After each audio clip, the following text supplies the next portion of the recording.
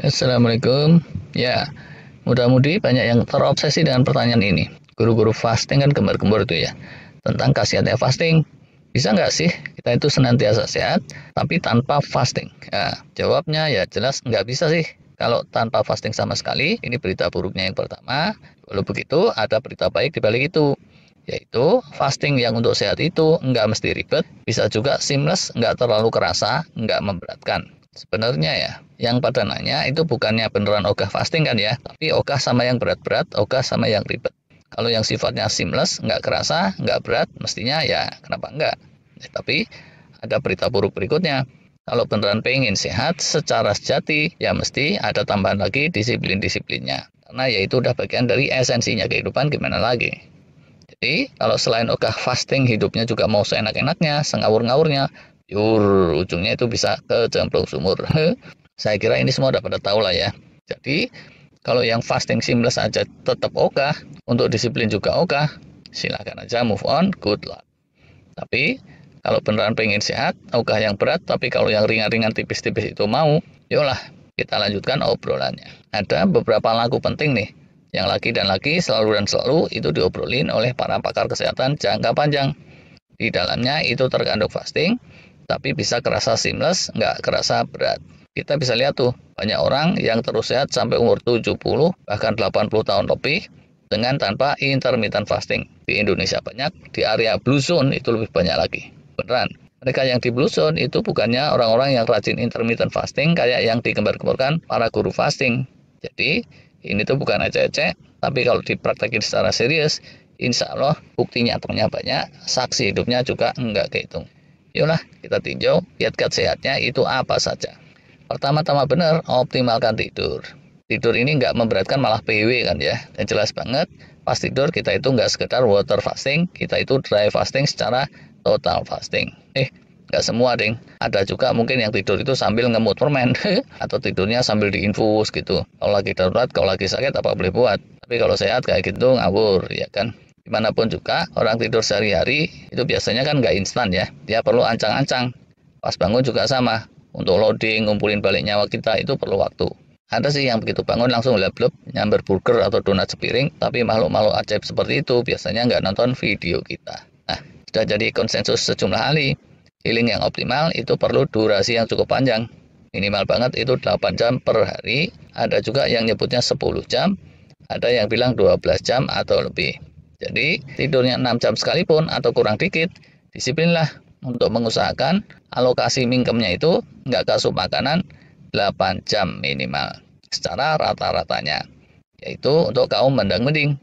Tapi kalau yang beneran bertekad bulat mau sehat secara optimal, upayakanlah 12 jam lah gitu atau lebih dikit. Kecuali di hari-hari yang kredit, sehingga kalau di rata-rata itu dapat fasting malam yang rada nggak sengaja kayak gitu selama 10 jam lebih. Antara 8 sampai 12 jam, syukur-syukur bisa lebih. Ini bisa seamless, nggak berat, nggak kerasa bahkan kalau udah jadi keseharian tapi menyehatkan. Jangan sebaliknya, bangun tengah malam gitu ya, langsung nyamber gorengan, nenggak teh manis. Menjelang tidur, minum susu yang gulanya kental banget. Itu makin kesini makin dinilai nggak sehat. Kecuali untuk anak-anak kecil yang healingnya masih jos banget, nggak terlalu perlu waktu yang lama untuk pemulihan yang sampai 100%. Itu pertama. Keduanya, kita mesti atur sarapan pagi dengan cermat. Ini juga bukan yang berat, tapi tetap bisa maknyus. Satu budaya yang cukup merata-rata ya di sebagian masyarakat kita, kalau pagi itu makan nasi atau roti dengan segenap oles-olesnya, atau nasi goreng, atau ikut-ikutan budaya luar gitu, makan sereal, dan seterusnya yang notabene kandungan gula karbonnya kental, dan bahkan sebagiannya itu masuk kategori junk food. Wah, nasi goreng tuh kesukaan gue nih. Nah, mungkin ada yang batin gitu. Nggak apa-apa sih, selera orang kan beda-beda. Tapi mestinya bisa dong makan nasi gorengnya nggak usah pas sarapan, bener nggak? Kalau yang rajin puasa gitu ya, Senin Kemis, ayam mulpit, puasa Daud, atau intermittent fasting kayak apa gitu, sarapan ada gula karbonnya itu masih nggak apa-apa. Tapi kalau yang ogah fasting, kecuali yang seamless tipis-tipis kayak nomor satu tadi, upayakanlah supaya pas sarapan itu porsi gula karbo junk foodnya minimum. Kalau udah di atas jam 10 pagi, bebas lah. Silakan makan aja kayak biasa, tapi di bawah jam 10 upayakan minim gula karbo, minim junk food. Syukur-syukur kalau batasnya bisa lebih dari jam 10. Ini tipsnya bukan dari saya, dari dokter Gary Breka atau asli-aslinya. Tips sehat buat yang malas intermittent fasting. Yang ketiga, jangan lupakan meditasi. Kalau muslim ya sholat, berdoa-doa, ngaji, dan seterusnya. Kalau non-muslim ada juga caranya 1001 macam. Bisa sekedar diam, mengeningkan cipta, memusatkan pikiran dan konsentrasi, dan atau ngosongin pikiran, ngerilis gitu, atau rileks, atur pernapasan, senam pernapasan, atau gimana lah gitu, silakan aja terpulang ke masing-masing. Secara definisi nih ya, kalau pas meditasi, itu sama juga dengan tidur tadi kan ya, nggak sambil makan atau minum. Dan ini juga bukan 10 detik atau 1-2 menit, tapi ya seenggaknya itu 5 menit gitulah. Plus ancang-ancang dan serangkaiannya, itu tiap kalinya bisa minggemnya 10 menit, atau kalaupun kurang dikit. Dan upayakanlah periode seperti itu, break spiritual kayak gitu, itu sehari 3 kali kayak gitu, atau minimal 30 menit lah kalau di total-totalnya. Udah gitu, plus untuk kebutuhan cleansing, entah buang air, dandan, mandi, atau yang lain-lain kelompok itu, mestinya bisalah seenggaknya sehari itu kalau di total-total setengah jam sampai 2 jam gitu. Jadi, plus meditasi ibadah 30 menit, totalnya untuk ini kita sebut saja untuk tata diri gitu, akan perlu antara 1 sampai 3 jam.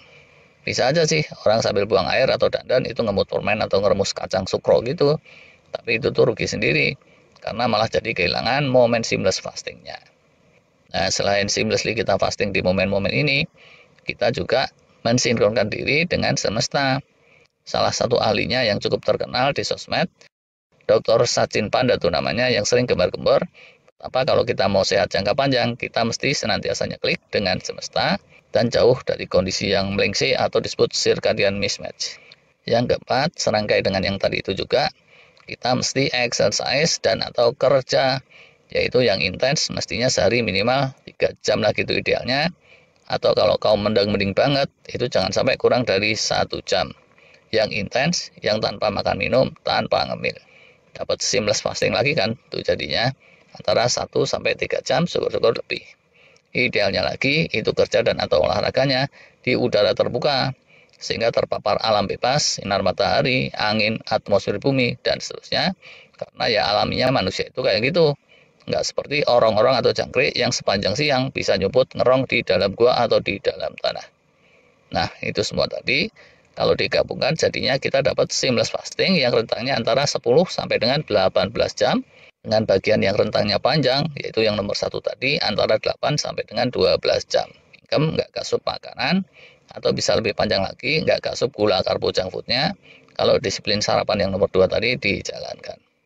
Kayak gitu deh alternatifnya, kalau ogah puasa, ogah intermittent fasting, tapi tetap pengen sehat, mestinya ini bisa diupayakan kan ya. Kalau yang kayak gitu aja nggak mau juga, nasib-nasiban tuh. Sekelompok kecil populasi bisa aja tetap sehat sampai di atas umur 40-an, tapi sebagian besar lagi itu kesehatannya udah mencong sana-sini begitu memasuki kepala 4, atau bahkan sebelum kepala 4 aja itu juga udah bisa ke pelintir. Tambahan lagi ya, kalau dirasa itu tadi masih rada pas-pasan, silahkan aja dipikirkan jurus-jurus sehat yang lain sebagai tambahan yang itu tadi. Antara lain ya, hati gembira dan pikiran yang senantiasa positif, yaitu secara personal dan secara sosial juga. Ini sebenarnya bisa sepaket dengan meditasi tadi, tapi bisa juga beda. Terus lagi kita mesti jaga-jaga diri, nggak boleh membiasakan untuk overeating, makan kekenyangan, karena itu akan ngencengin oxidative stress dan inflamasi yang bisa-bisa sulit tereliminasi sama fasting yang kelas tipis. Dan nggak boleh keseringan terpapar sama hal-hal yang toksik, entah itu rokok, alkohol, obat-obatan warung, drug yang kelas berat, polusi dalam berbagai bentuknya, toxic relationship, apalagi tuh. Ini kita sebutkan 3 aja lah dulu ya kelompoknya, tapi ini bisa ditambah-tambahin lagi sih sebenarnya. Intinya di sini, sebagai penutup, kalau kita mau sehat jangka panjang, mau nggak mau, disiplin-disiplin yang harus kita jalani itu nggak bisa cuma 2 atau 3 macam, rangkaiannya itu banyak. Salah satunya itu sudah takdirnya kita sebagai manusia. Yang terbaik kita mesti fasting, minimal yang seamless tadi, mesti bisa dipraktekin. Tapi kalau udah praktekin yang kelas tipis-tipis, udah bisa disiplin, itu biasanya udah naik kelas ya. Nah gitu biasanya udah ngerasain manfaat positifnya. Mungkin rasa ogah tadi udah menyingsing, mungkin bisa tuh mempertimbangkan fasting yang lebih serius. Karena bagaimanapun, kalau ada juru sehat yang lebih jitu, kenapa nggak dimainkan kan ya? Oke lah, lebih kurangnya mohon maaf. Terima kasih.